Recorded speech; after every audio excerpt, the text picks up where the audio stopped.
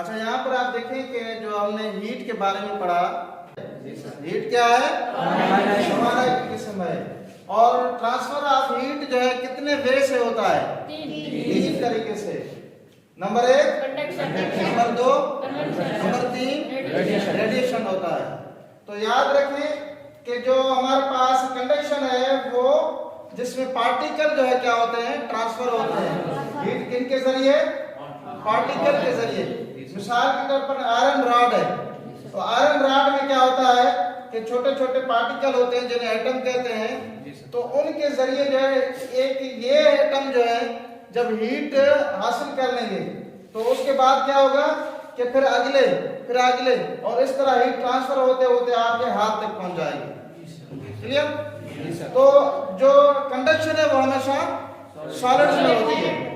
Convention जो होती है वो ऐसा, यानी कि ये भी हरारत की मुंतकली का एक हीट के ट्रांसफर का एक वे है, जिसमें क्या होता है मिसाल के तौर पर अगर हमारे पास यहाँ पर जो है फायर है और उस पर एक बर्तन रखा है जिसमें पानी है।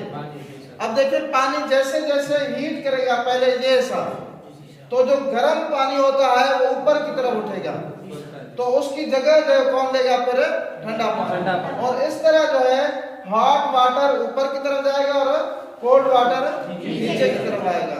तो ये जो है प्रोसेस जो है कन्वेंशन का वो हमेशा दो जो है स्टेट में होता है, एक लिक्विड और दूसरा गैस।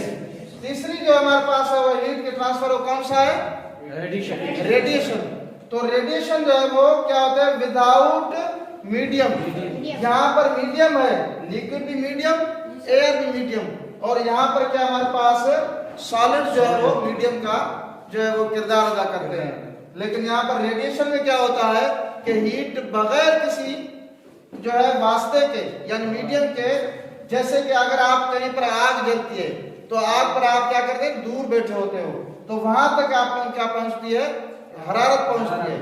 तो इस जो हरारत जो का पहुंचना जो है इस मेथड को हम क्या कहते हैं? इस वे को हम क्या कहते हैं? रेडिएशन कहते हैं। क्लियर?